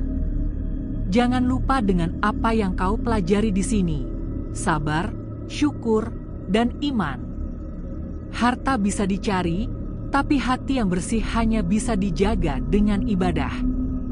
Ihsan menunduk, menahan air mata. "Terima kasih, Pak Kiai. Terima kasih sudah menerima saya." Pak Kiai tersenyum lembut. "Kami tidak menerima, nak. Kami hanya mengembalikanmu ke tempatmu semula." Saat itu juga, angin bertiup dari arah pohon randu. Kabut mulai berputar, membentuk pusaran putih. Dari dalamnya terdengar gemuruh samar, seperti ombak yang menghantam tebing. Ihsan melangkah pelan ke arah pusaran itu, sementara warga kampung berdiri di belakangnya, melantunkan kalimat "La ilaha illallah" berulang-ulang. Langkah demi langkah, kabut semakin tebal, udara semakin dingin, dan suara dunia di belakangnya memudar. Hingga akhirnya, ia melewati batas itu, menuju takdir yang belum ia pahami. Kabut semakin tebal ketika Ihsan melangkah meninggalkan perkampungan itu. Suara zikir dari warga yang mengantarnya semakin lama semakin jauh, sampai akhirnya lenyap di telan sunyi. Yang tersisa hanya langkah kakinya sendiri di tanah basah, dan suara detak jantung yang berpacu dengan rasa takut. Angin hutan terasa dingin menusuk kulit, membawa aroma tanah lembab bercampur dengan wangi bunga yang aneh, tidak seperti bunga yang pernah ia cium sebelumnya. Semuanya terasa asing, namun sekaligus akrab. Seolah hutan itu mengenalnya atau sedang menunggunya. Ihsan menatap ke depan. Jalan setapak kecil membelah pepohonan tinggi yang menghitam di bawah cahaya bulan. Ia menggenggam erat Al-Quran kecil di tangan kanannya. Setiap kali rasa takut datang, ia berbisik lirih, "La ilaha illallah, la ilaha illallah." Suara itu memantul pelan di antara pepohonan, menenangkan hatinya untuk sejenak. Namun, tidak lama kemudian, bisikan lain mulai muncul. Samar, seperti suara orang yang memanggil dari kejauhan. "Ihsaan, nak, pulanglah ke rumah, nak." Langkahnya terhenti. Itu suara yang sangat ia kenal. Suara ibunya.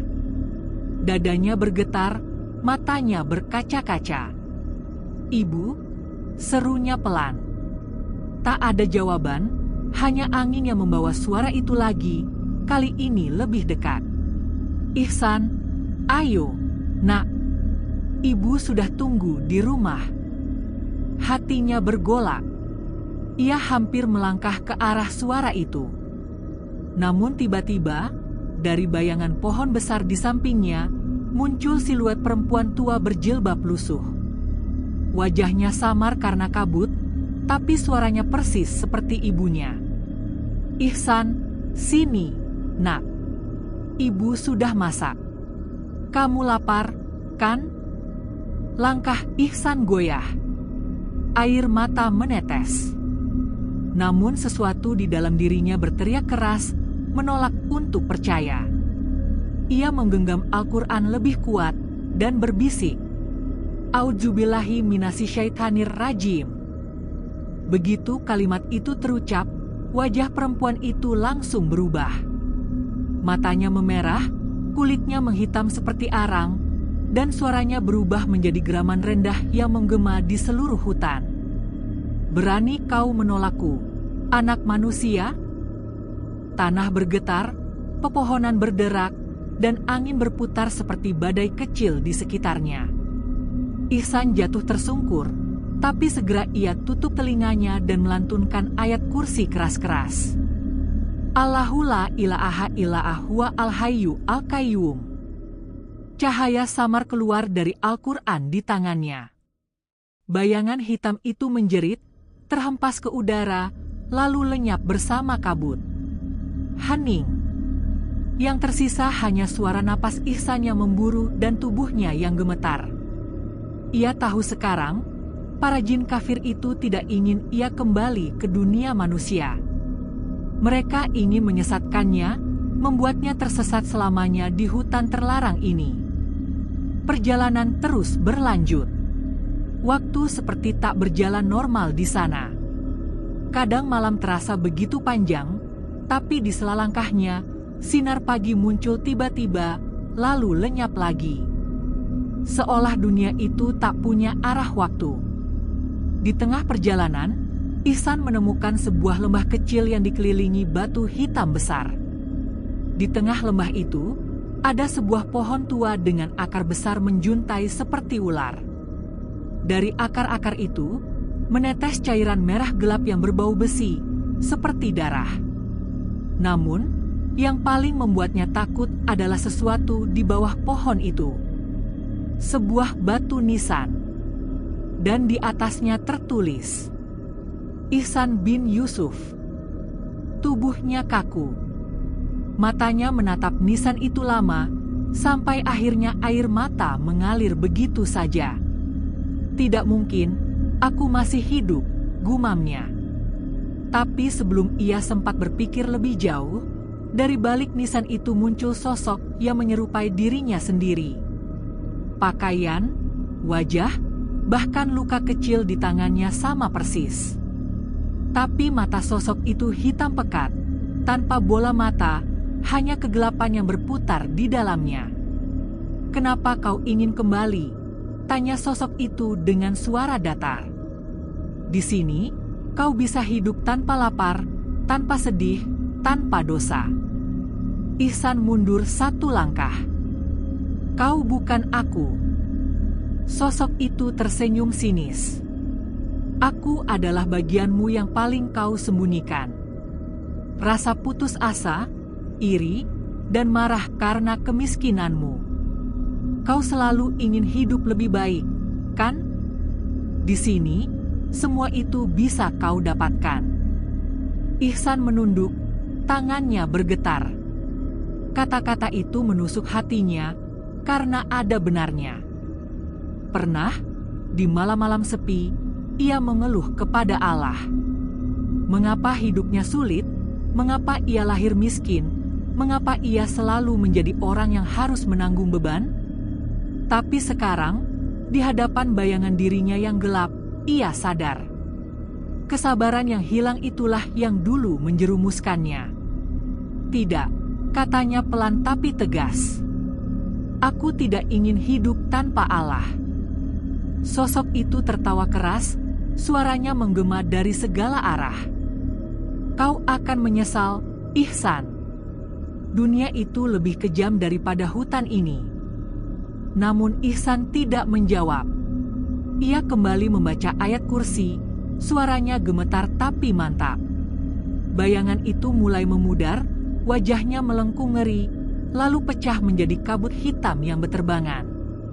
Setelah kejadian itu, Ihsan beristirahat di bawah pohon. Langit di atas lembah tampak berganti warna antara senja dan malam, seolah alam sedang mencari keseimbangan.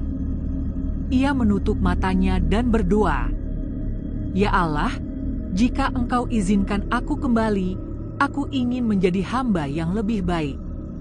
Aku tidak ingin kembali hanya untuk hidup, tapi untuk beriman dengan benar." Dan entah mengapa, setelah doa itu, angin terasa lebih hangat. Daun-daun berhenti bergetar, dan dari arah timur muncul seberkas cahaya lembut. Di dalam cahaya itu, samar-samar tampak siluet seorang lelaki tua berjubah putih, "Pak Kiai, teruslah berjalan ke arah cahaya, Nak," suaranya bergema lembut. "Jangan berhenti, apapun yang terjadi." Ihsan bangkit. Dengan napas berat tapi hati yang tenang, ia melanjutkan perjalanan menuju cahaya itu, ke arah hutan yang kini terasa tidak seangker sebelumnya, tapi justru seperti sedang membuka jalan pulang. Langkah demi langkah, ia tahu waktu untuk kembali semakin dekat. Langkah Ihsan semakin pelan. Kakinya mulai lelah, tubuhnya kotor, dan hawa di sekelilingnya kini bukan lagi dingin, melainkan hangat dan berat, seperti udara menjelang hujan. Namun, di antara kabut yang terus menipis, cahaya putih yang ia tuju semakin jelas. Cahaya itu bukan matahari. Terlalu lembut, terlalu tenang. Ihsan merasa seolah sedang menuju ke pangkuan sesuatu yang sangat besar dan suci. Namun setiap kali ia melangkah mendekat, tanah di bawahnya berguncang, dan dari balik pepohonan muncul bayangan hitam, bukan satu, tapi puluhan.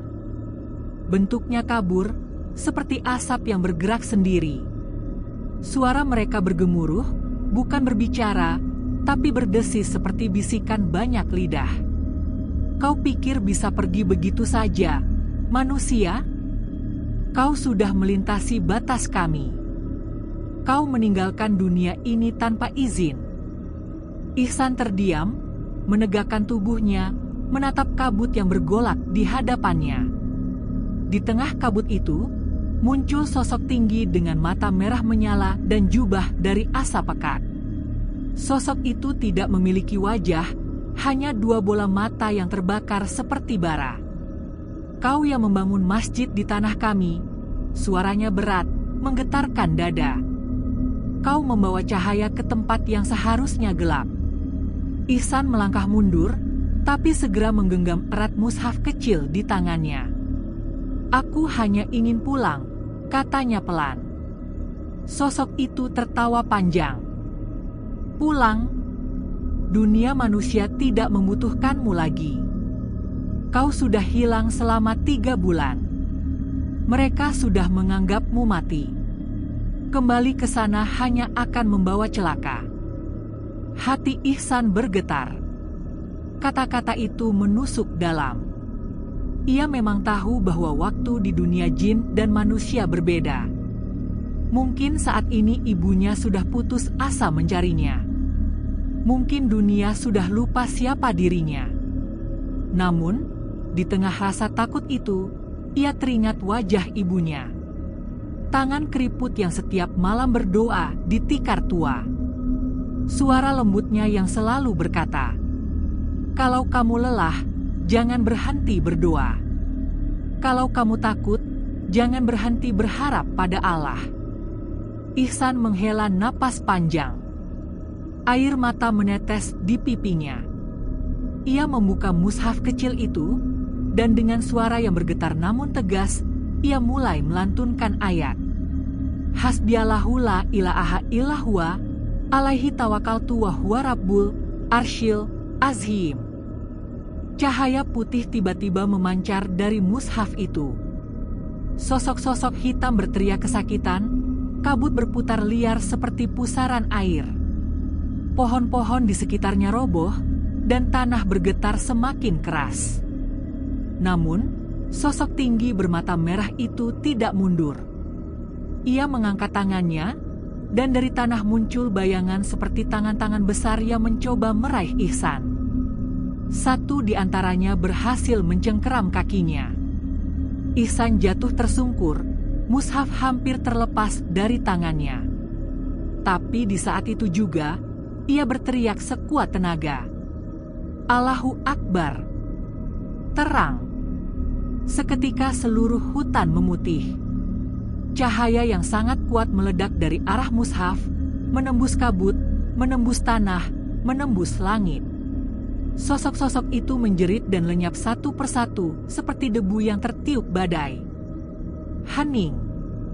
Ihsan menutup matanya karena cahaya terlalu silau. Ia merasakan tubuhnya terangkat, ringan seperti daun kering tertiup angin.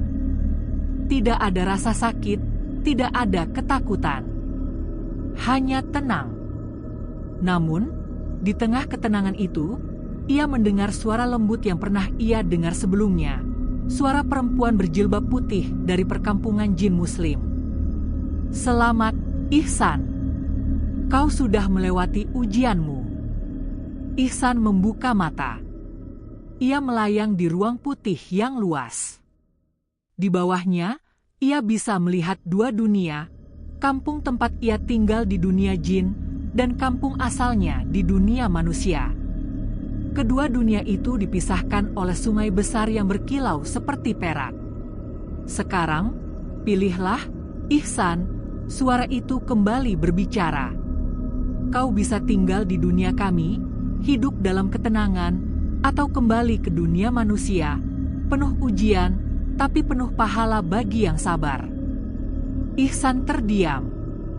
Ia tahu keputusan itu akan menentukan segalanya.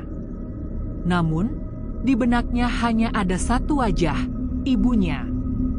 Wajah tua yang setiap malam berdoa untuk anaknya, meski mungkin sudah yakin anak itu tak akan kembali. "Aku ingin pulang," katanya tegas. "Aku ingin meminta maaf pada ibuku dan hidup untuk beribadah, bukan hanya bertahan." Cahaya di sekelilingnya bergetar lembut, seperti angin yang menyapa.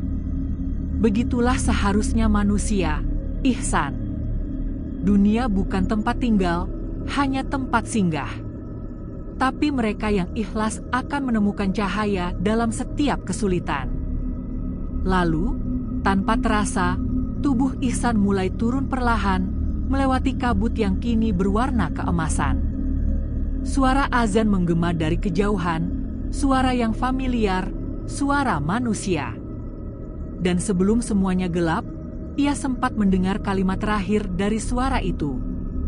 "Jika kau rindu tempat ini, cukup berzikir. Kami akan mendengarnya." Ketika Ihsan membuka mata, ia sudah berbaring di tepi hutan. Langit sore berwarna jingga, dan suara burung kembali terdengar. Udara yang lembab kini berganti dengan semerbak tanah dan dedaunan kering. Ia menatap sekeliling dengan bingung, lalu menyadari bajunya compang-camping, tubuhnya kurus, tapi Al-Quran kecil itu masih erat di genggamannya. Dari kejauhan, terdengar teriakan seseorang. "Ihsan? Ya Allah, Ihsan! Itu kamu, Nak?" Itu suara ibunya. Tangisnya pecah seketika. Ia berlari tertatih-tatih, dan saat ibunya memeluknya, dunia terasa nyata kembali, hangat, penuh haru, dan benar-benar hidup. Namun, tanpa mereka sadari, jauh di dalam hutan, masjid yang dibangun Ihsan di alam jin bersinar pelan. Kubahnya memantulkan cahaya putih ke langit malam, seperti menandakan bahwa di antara dua dunia masih ada doa yang terhubung. Malam itu langit kedung wungu diselimuti awan tebal. Angin berhembus lirih membawa aroma lembab dari tanah dan pepohonan basah. Di gubuk reot milik keluarga Ihsan, suasana hening terasa menekan. Ibunya duduk di sudut ruangan, menatap kosong ke tungku kayu yang hampir padam. Air matanya jatuh perlahan, menandakan duka yang belum sempat mengering sejak anak bungsunya hilang 3 bulan lalu. Namun malam itu berbeda. Seekor anjing kampung menggonggong keras dari kejauhan, seolah merasakan sesuatu yang asing. Daun-daun di sekitar pekarangan bergetar, dan samar-samar, dari balik kabut tipis yang menyelimuti jalan setapak menuju hutan, tampak sosok seorang pemuda berjalan pelan. Bajunya lusuh, rambutnya berantakan, langkahnya berat seperti menanggung beban dunia. Itu adalah Ihsan. Ketika sampai di depan rumah, ia berhenti lama, menatap gubuknya dengan mata berkaca-kaca. Tangannya gemetar saat menyentuh pintu kayu yang lapuk itu. Suara engsel berdecit saat ia mendorongnya, dan seketika suara tangisan ibunya pecah begitu melihat wajah anaknya yang dikira telah tiada. "Ihsan, astagfirullah, anakku, kau di mana saja, Nak?" serunya sambil memeluk tubuh Ihsan yang lemah. Ihsan tak langsung menjawab. Ia hanya menangis di pelukan ibunya, tubuhnya gemetar hebat. Udara di dalam rumah tiba-tiba terasa berat, seolah membawa sisa hawa dari dunia lain. Di luar, suara jangkrik mendadak berhenti, dan sesaat kemudian terdengar azan Isya menggema dari surau kecil di ujung desa. Setelah tangis reda, Ihsan mulai bercerita tentang bagaimana ia tersesat di hutan, tentang perkampungan aneh yang ia temui, tentang orang-orang yang tidak tahu nama desanya, dan bagaimana ia ikut membangun masjid bersama mereka. Ia bercerita tentang seorang ustaz tua di kampung itu yang mengajarinya ilmu agama dengan cara yang sangat halus dan penuh makna. Ustaz itu berkata, setiap amal yang kita niatkan karena Allah takkan pernah sia-sia, walau di dunia tak terlihat balasannya, ucap Ihsan lirih. Dan masjid yang kami bangun, aku baru sadar, itu bukan masjid biasa. Ibunya terdiam, tak memahami maksudnya. Masjid itu dibangun bukan untuk manusia, Bu, lanjut Ihsan dengan suara bergetar. Itu untuk mereka, para jin muslim. Mereka yang hidup di balik tirai yang tak terlihat. Aku membantu mereka, tanpa sadar, aku berada di alam mereka. Ibunya terperangah, sebagian takut, sebagian tak percaya. Tapi melihat wajah Ihsan yang pucat dan matanya yang kosong, ia tahu bahwa anaknya tak sedang berbohong. Malam itu, Ihsan tak bisa tidur. Dalam diam ia menatap langit-langit rumah, mengingat kembali hari-hari di kampung itu, adzan yang menggema tanpa muazin terlihat, bayangan jamaah yang samar di balik kabut, dan aroma tanah yang selalu lembab meski tak pernah hujan. Semuanya terasa begitu nyata, tapi juga seperti mimpi panjang yang sulit diuraikan. Keesokan harinya, kabar kembalinya Ihsan menyebar cepat. Warga berdatangan, sebagian penasaran, sebagian takut. Banyak yang mengatakan bahwa Ihsan dibawa makhluk halus dan kembali karena ada tugas yang belum selesai. Tapi Ihsan hanya tersenyum. Ia tahu semua yang ia alami adalah bagian dari rencana Allah untuk mengajarinya sesuatu yang besar. Beberapa hari kemudian, Ihsan meminta izin pada ibunya untuk pergi ke hutan tempat ia dulu tersesat. Awalnya sang ibu melarang, tapi Ihsan meyakinkannya bahwa ia hanya ingin berdoa dan mengucap terima kasih. Dengan membawa sebotol air wudhu dan beberapa lembar doa, ia berjalan sendirian menuju batas hutan. Ketika ia sampai di tempat itu, di mana dulu ia pertama kali melihat jalan menuju perkampungan misterius, udara mendadak berubah. Daun-daun berdesir pelan, dan samar terdengar suara azan subuh dari arah dalam hutan. Tapi kali ini tidak ada jalan yang terbuka, tidak ada perkampungan di balik pepohonan, hanya sunyi dan desir angin. Ihsan menunduk, berdoa dengan khusyuk. Ya Allah, jika semua ini adalah ujian MU, jadikanlah aku hamba yang sabar. Jika semua ini adalah pelajaran, jadikanlah aku hamba yang tidak lalai. Setelah itu, ia menaburkan air wudhu ke tanah dan membacakan Al-Fatihah. Entah dari mana, angin berhembus lembut membawa aroma wangi seperti bunga melati yang baru mekar. Hatinya menjadi tenang, seolah beban yang ia bawa selama ini perlahan diangkat. Sejak hari itu, Ihsan berubah.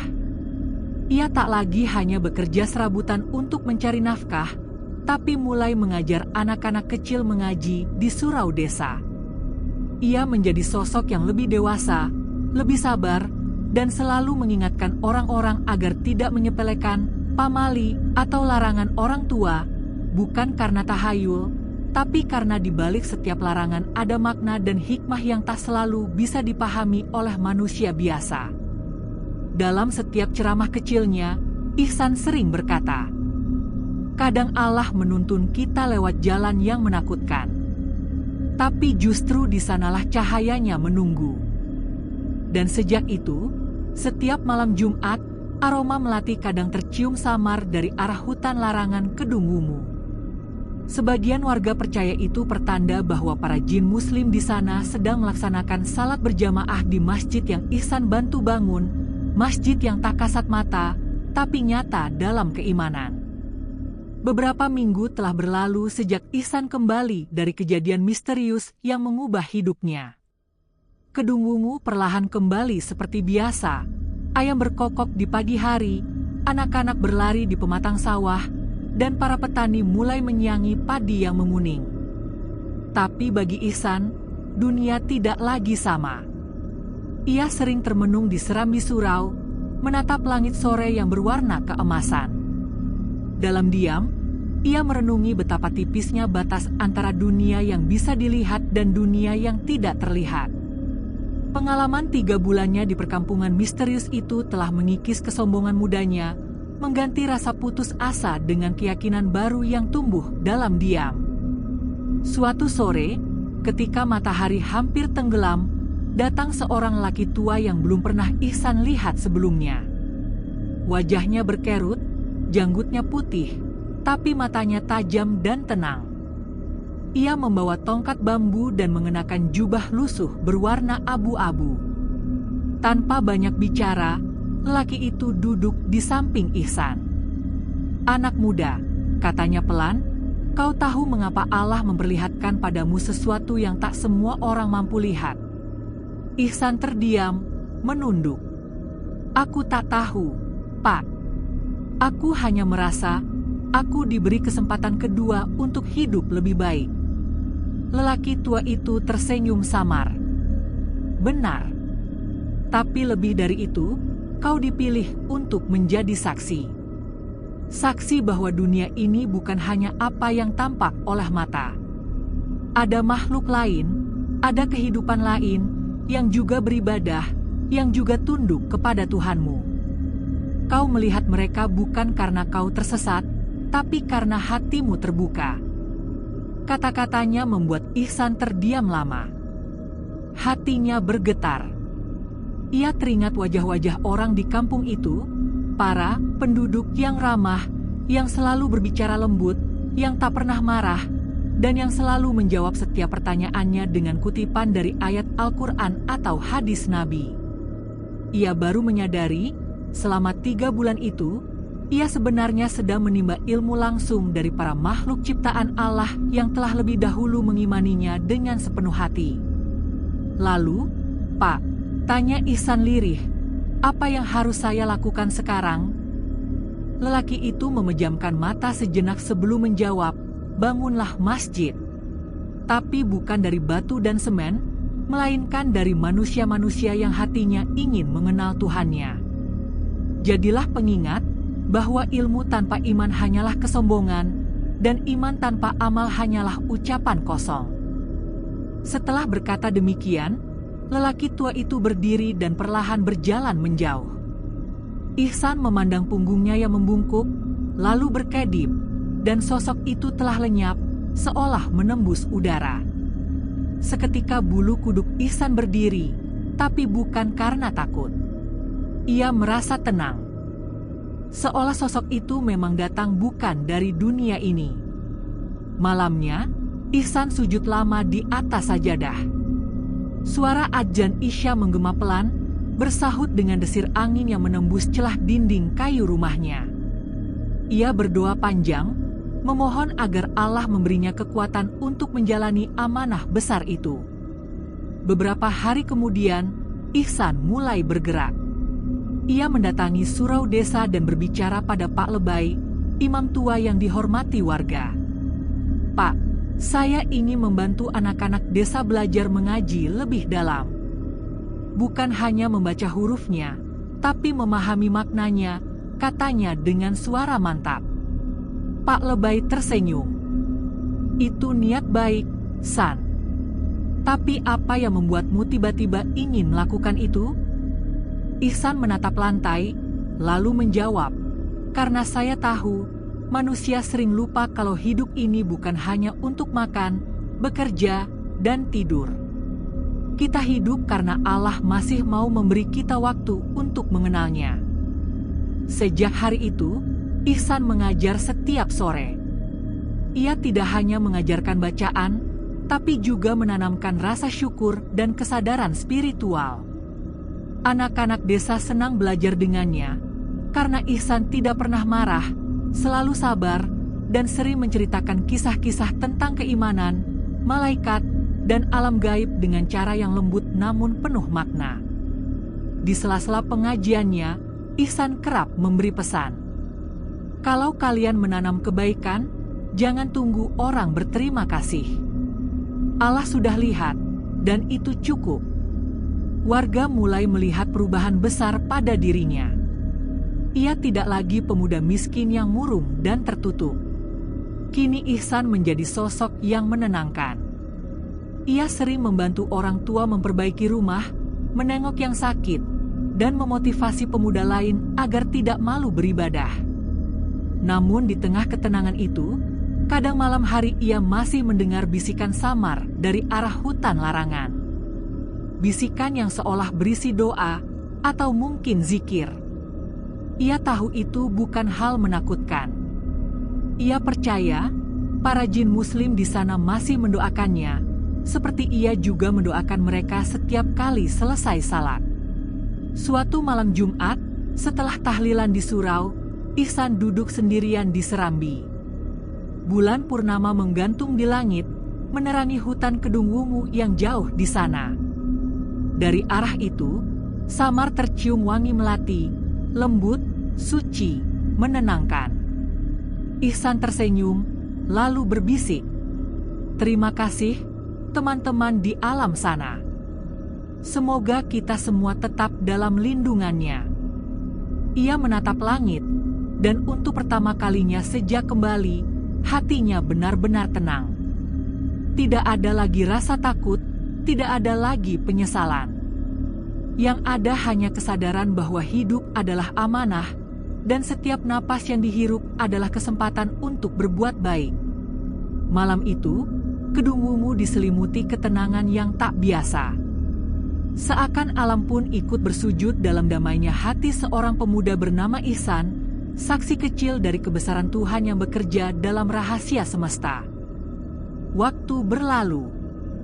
Musim panen datang silih berganti di Kedung Wungu, dan kehidupan berjalan seperti air yang mengalir di sungai kecil di pinggir hutan.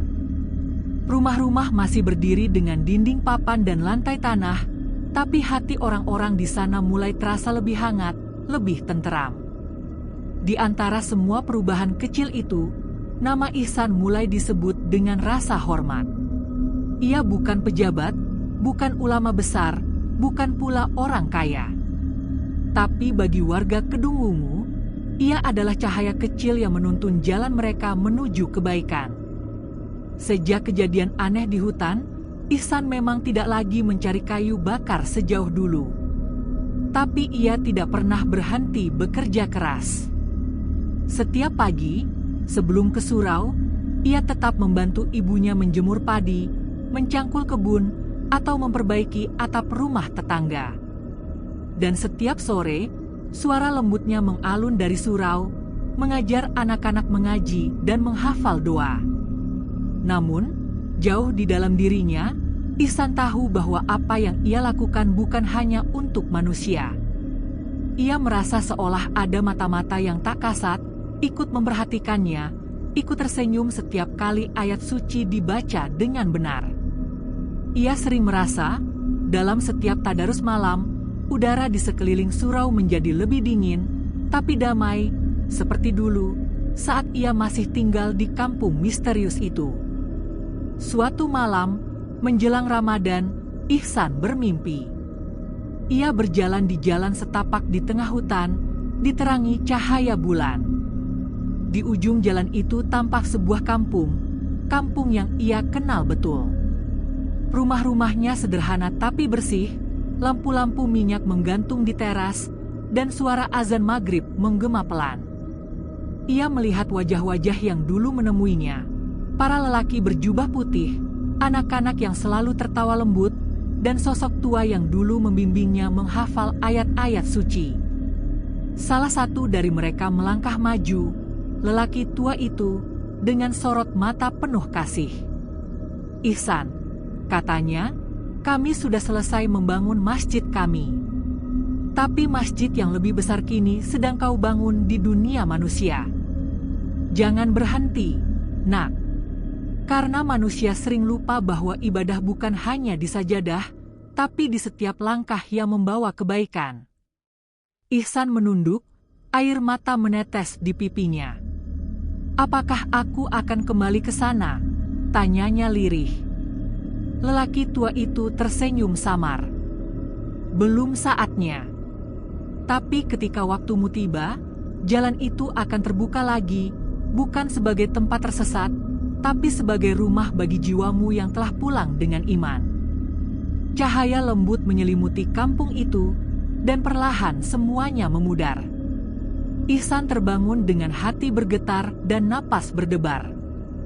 Fajar menyingsing, dan suara ayam mulai bersahutan dari kejauhan. Ia berwudu, lalu berdiri di atas sajadah lusuhnya. Saat takbir diangkat, air mata jatuh begitu saja tanpa bisa ditahan.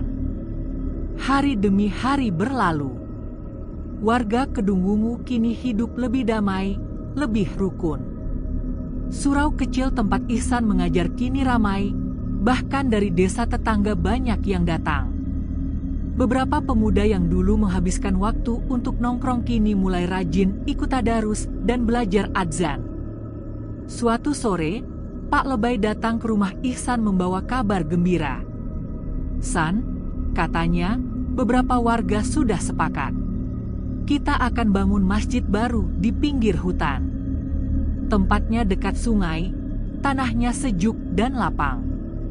Dan mereka ingin kau yang pimpin pembangunan itu." Ihsan terdiam lama. Matanya menatap ke arah pepohonan rimbun di kejauhan. Pinggir hutan, tempat semuanya dimulai. Tempat ia tersesat, dan juga tempat ia menemukan cahaya. Ia mengangguk perlahan, menahan haru. "Bismillah, Pak. Kalau itu untuk kebaikan, saya siap." Hari-hari berikutnya menjadi saksi kerja keras baru. Warga bergotong royong membawa batu, pasir, dan kayu. Ihsan memimpin dengan teladan, bukan perintah.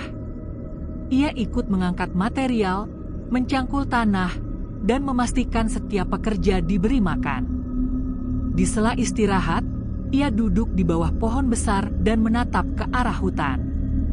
Kadang, dari balik pepohonan, ia merasa melihat bayangan putih berjalan pelan, lalu hilang di antara kabut sore. Tapi kali ini, ia tidak takut. Ia tahu mereka bukan musuh. Mereka saudara dalam iman.